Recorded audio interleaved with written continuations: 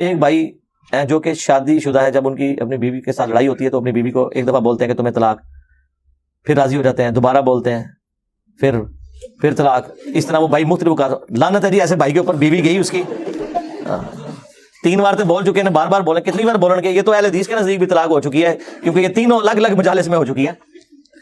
تو یہ جو طلاق والا معاملہ ہے نا، انتہائی ناپسندیدہ چیز ہے. ابو داؤد میں حدیث ہے، اللہ کو حلال چیزوں میں سب سے ناپسندیدہ طلاق ہے.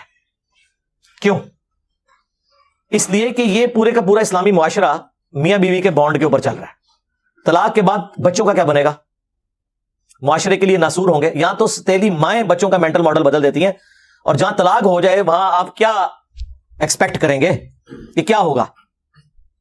اس وجہ سے اسلام نے تو اسے ناپسند کیا. سب سے بڑی چیز جس پہ طلاق ہو سکتی تھی وہ بے حیائی ہے. تو سورہ نساء میں آیا کہ اگر عورت بے حیائی کرے تو اسے اپنے بستر سے الگ کرو، پھر بھی نہ باز آئے تو اسے مارو. لیکن مارنا اتنا نہیں ہے کہ اس کا کوئی حلیہ بگاڑ دینا، چہرے پہ نہیں مارنا، یعنی جس طرح چھوٹے بچے کو ڈانٹ ڈپٹ کی جاتی ہے. وہ تو بڑا اچھا موقع تھا کہ اللہ تعالیٰ کہتا کہ ڈائریکٹ طلاق دے دو، ایسی تیسی ایسی زنانی دی. تو آخری درجے تک وائٹ کیا جاتا ہے. بخاری مسلم میں حدیث ہے کہ عورت ٹیڑھی پسلی سے پیدا ہوئی ہے، اسے سیدھا کرنے کی کوشش نہ کرو. توڑ بیٹھو گے، اس سے نفع حاصل کرو، اور اسے توڑنا، اسے طلاق دینا ہے. توڑ بیٹھو گے. نبی علیہ السلام کو اپنی بیویوں سے تکلیف نہیں اٹھانی پڑی. یہ حدیثوں میں تو بہت تفصیل سے آیا. قرآن میں پڑھ لیں سورہ الاحزاب کے اندر پارہ نمبر 21 کا آخری حصہ سارا ہی اس لیول تک کہ اللہ کو یہ آیات نازل کرنی پڑی. اے نبی اپنی بیویوں سے فرماؤ کہ اگر تم دنیا کا مال اور دنیا کی عیش چاہتی ہو تو آؤ میں تمہیں دے کے تو طلاق دے دیتا ہوں، اور اگر تم اللہ، اس کا رسول اور آخرت کا گھر چاہتی ہو تو اسی مفلسی کی حالت میں میرے نبی کے ساتھ فقر کی حالت میں گزارا کرو. تو یہ تو عورتوں سے تکلیف تو اٹھانی پڑتی ہے. بخاری مسلم میں حدیث ہے، نبی علیہ السلام نے فرمایا کہ عورت کی حالت ایسی ہے کہ پوری زندگی تم اس کے ساتھ حسن سلوک کرو، اور کبھی ایک دفعہ کوئی تکلیف اسے تم سے پہنچ جائے تو یہ کہتی ہے جب سے تیرے عقد میں آئی ہوں نا، سکھ کا ایک دن نہیں میں نے دیکھا. یہ بخاری مسلم دونوں میں حدیث ہے، اور یقین کریں اس کا تجربہ بارہا ہم خود بھی کر چکے ہیں. اور جب تجربہ ہوتا ہے تو غصہ نہیں آتا، بس نکلتا ہے صدق رسول اللہ صلی اللہ علیہ وآلہ وسلم. آپ رسول اللہ کو یاد کیا کریں، حضور کی حدیث یاد کیا کریں، نبی علیہ السلام کو جو تکلیفیں اپنی بیویوں سے پہنچی انہیں یاد کیا کریں، تو آپ کو صبر آ جائے گا کہ میں تو شاہی کوئی نہیں. ہاں یہ ہر جگہ فٹ ہوتا ہے، میں تو شاہی، تسی بھی شاہی کوئی نہیں. ٹھیک ہے نا، کمپرومائز کریں. مسلم شریف میں حدیث ہے شیطان کا تخت پانیوں پہ لگا ہوا ہے. شام کے وقت سارے چیلے آ کے اسے رپورٹ کرتے ہیں، آج فلاں گناہ کرایا، فلاں سے چوری کروا دی، فلاں سے فلاں کام کروایا. خوش نہیں ہوتا. ایک چیلا آگے کہتا ہے آج میں نے میاں بیوی کے درمیان جدائی کروا دی ہے، تو شیطان اسے گلے لگا کے ملتا ہے اور کہتا ہے تو نے اصل کام کیا ہے. جس نبی کی یہ تعلیمات ہوں، اس کے ماننے والے روٹی صحیح نہ پکنے پر، سالن میں نمک کم ہونے کے اوپر غصہ کھا کے طلاق دیں، تو لعنت ہے پھر ایسے لوگوں کے اوپر جو اپنے نبی کی تعلیمات کو پش دکھائے بیٹھے میں. یہ تو نبی علیہ السلام نے باقاعدہ تلقین کی. بخاری مسلم میں حدیث ہے میں اپنے بعد سب سے بڑی آزمائش مردوں کے لیے عورتیں چھوڑ کے جا رہا ہوں. یہ اسپیسیفکلی میاں بیوی کے ریلیشن شپ کے اعتبار سے تھا.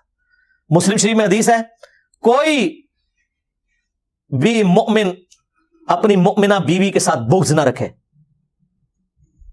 مسلم شریف میں ایک اور حدیث ہے کہ دنیا برتنے کی جگہ ہے اور سب سے بہترین سرمایہ نیک بیوی ہے. نیک بیوی سے مراد مطلب آپ کیا سمجھ رہے ہیں کہ کوئی آئیڈیل ظاہر ہے؟ آپ کیا ہیں؟ یہ دیکھیں نا، لوگ اپنے آپ کو دیکھتے نہیں ہیں، اور وہ لوگ جو لڑکیوں کے کالجز کے باہر اسلامی بہنوں کی خدمت کے لیے کھڑے ہوتے ہیں، ان سے بھی آپ ذرا پوچھیں نا کہ یہ جو عورت ہے اسے تو شادی کرے گا جس کے پیچھے باہر ہو گئے گا، لعنت بھیجو. ایسا نہیں رانی منو چاہیے. بدماش سے بدماش لوگ جی، کیسی ہو جی، 5 وقت نمازی ہو جی، وہ نقاب کرتی ہو جی، پردہ کرتی ہو، تو کیا کرنا ہے؟ ہاں جوڑے تو پھر اسمانہ تے بڑے نے، لب جائے گی تیرے نال دی تنوں. تو یہ دیکھیں کہ آپ جو حرکتیں کرتے ہیں نا، اس کے بعد آپ یہ ایکسپیکٹ نہ کریں کہ آپ کے ساتھ وہ والے معاملات نہیں ہوں گے. آپ جس طرح کے ہیں آپ کے ساتھ ویسا ہوگا. کوئی ایکسیپشن بھی ہو سکتی ہے، لیکن اوور آل یہ جو قرآن کا رول ہے نا کہ نیک مردوں کے لیے نیک عورتیں ہیں، بدکار کے لیے یہ رول ہے. ویسے آپ کو بظاہر نظر نہیں آ رہا ہوتا، لیکن میں آپ کو بتاؤں یہ جو جوڑے بنے ہوئے ہیں نا اور اتنی کامیاب زندگی گزار رہے ہوتے ہیں، ان میں واقعی کوئی کامن چیزیں ایسی ہوتی ہیں کہ جس کی وجہ سے وہ اکٹھے اپنے ساتھ زندگی گزار رہے ہوتے ہیں، برائی میں ہو یا اچائی میں ہو. یہ الگ بات ہے. یہ اللہ نے کو رات و واقعات ایسے بنائے ہوئے ہیں. تو ان معاملات کو خوش اسلوبی کے ساتھ، میں کہتا ہوں شادی شدہ مرد کا کام ہی کوئی نہیں کہ اس کی زبان پہ کبھی طلاق کا لفظ بھی آئے. یہ سمجھ لیں طلاق کو آپ ایکویلنٹ کر لیں شرک کے، کہ یہ آپ نے تصور بھی نہیں کبھی کرنا. یار آپ کو کیسے سمجھایا جائے؟ ابو داؤد کی اس حدیث کے اندر کیا درد ہے کہ اللہ کو سب سے ناپسند حلال چیزوں میں طلاق ہے. ابھی کتنی کنٹراڈکٹری سٹیٹمنٹ ہے بظاہر, لیکن میں ایکسپلور کرتا ہوں اسے. سب سے ناپسند طلاق ہے. اس سے اللہ تعالیٰ کی ناراضگی کا ذرا اندازہ کر لیں.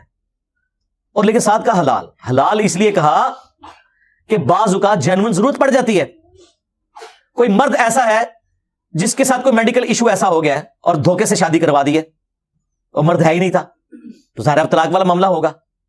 کوئی مرد اتنا فنیٹک ہے کہ اپنی عورت کو وہ اذیتیں دیتا ہے, تو اب اسے اپنی جان بخشی کے لیے یا تو جان بچا لے یا اپنا گھر بچا لے, مجبوراً طلاق لینی پڑتی ہے. حلال اسے اس لیے رکھا گیا ایز اے لاسٹ ریزارٹ, بعض اوقات طلاق کی ضرورت پڑ جاتی ہے, ورنہ تو عورتیں غلام ہوتی مردوں کی. اگر طلاق دینا جائز نہ ہوتا, یا طلاق لینا یا خلا لینا جائز نہ ہوتا, یہ تو غلام بنا کے رکھتے ہوئے جس کے آدمی آ گئی تو اب جس طرح جانور پالا ہوا ہے زنجیر کے ساتھ وہ اس کی غلام ہی رہے گی. تو یہ اللہ نے اجازت دی.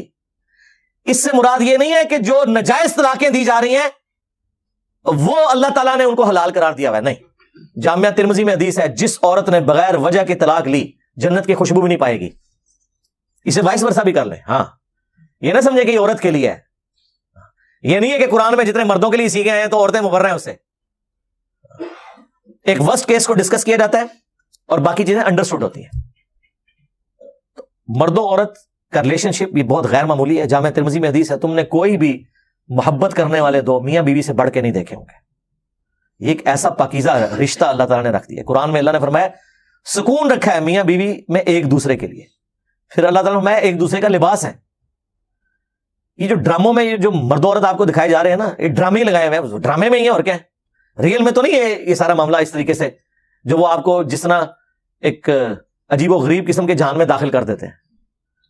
یہ ایک بڑا متبرک رشتہ ہے جس کو اللہ تعالیٰ نے اپنے انبیاء کرام کی سنت ٹھہرایا, اور پوری آئلی زندگی سورۃ البقرہ میں اللہ نے ڈسکس کی ہے کس لیول پہ جا کے, صرف یہ بتانے کے لیے کہ اللہ کے نزدیک یہ کتنی اہمیت کی چیز ہے. اس لیے کامیاب مرد وہ ہیں جو رن مرید ہو, اور غصہ آئے تو نہ نکالیں, خود نکل جائیں. یار مولا علی اور سیدہ فاطمہ کی جب لڑائی ہوئی ہے, بخاری مسلم میں آیا, تو حضرت علی گھر سے نکل گئے. یہ ہے تربیت. ظاہر مولا علی کی پرورش نبی اسلام نے کی تھی. تو جب کبھی بیوی پہ غصہ آئے تو یہ جو کتنے ظالم قسم کے مرد اور ساسیں ہیں وہ عورتوں کو پورا پورا دن گلی میں باہر کھڑا رکھتے ہیں. آج کے زمانے میں بھی ایسے لوگ کر رہے ہیں. جبکہ حضرت علی علیہ السلام کا اختلاف ہوا ہے, یہ چھوڑ دیں غلطی فاطمہ کی تھی یا علی کی, تو سیکنڈری چیز ہے. حضرت علی ڈومیننٹ ہونے کے باوجود شیر خدا, تواڈے ورگا کوئی بزدل مرد نہیں, شیر خدا ہو کے گھر سے باہر نکل گئے. کیوں؟ اس کی وجہ یہی ہے کہ اس رشتے کو آپ نے اسی طریقے سے نبھانا ہے. وہ جو بخاری مسلم میں حدیث ہے, نبی اسلام اپنی بیویوں سے 1 مہینے کے لیے ناراض ہو گئے تھے اور گھر کی چھت پہ شفٹ ہو گئے تھے, ایلا کیا تھا آپ نے, اور پھر آیات نازل ہوئی. اسی دوران حضرت عمر کہتے ہیں میں ملنے گیا, پہلے تو امہات المومنین اپنی بیٹی کو جا کے ڈانٹا کہ یہ تم لوگ یہ کر رہی ہو.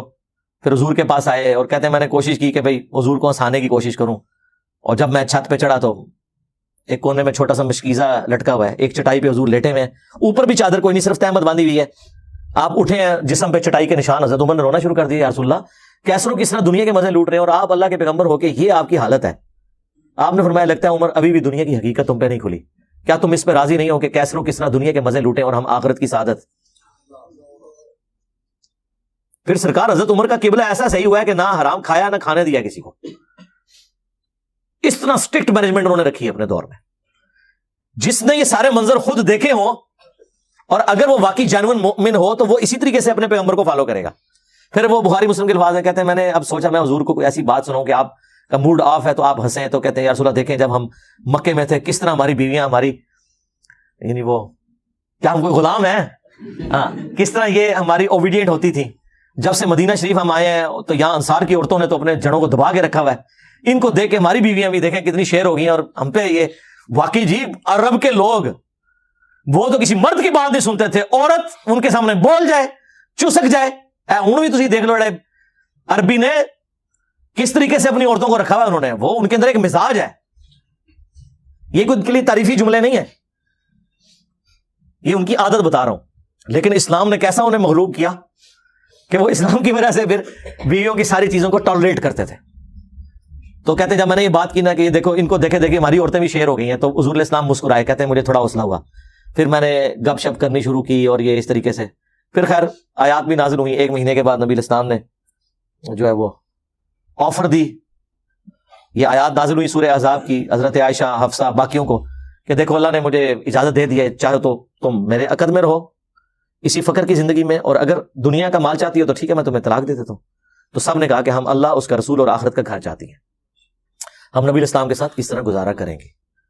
تو یہ نبی علیہ السلام کی جو اپنی آئلی زندگی ہے نا، یہ جب پتہ ہی نہیں ہوگی تو کس طرح عورتیں اوبیڈینٹ ہوں گی اور کس طرح مرد اپنے عورتوں کے ساتھ حسن اخلاق سے پیش آئیں گے۔ آپ کو تو یہ دکھایا گیا غصہ نکالنا ہے، بہادری یہ ہے کہ آپ اپنا غصہ کنٹرول کریں، اور سب سے بہترین حال یہ ہے کہ جب غصہ ہے گھر سے باہر نکل جائیں، اس جگہ کو چھوڑ دیں۔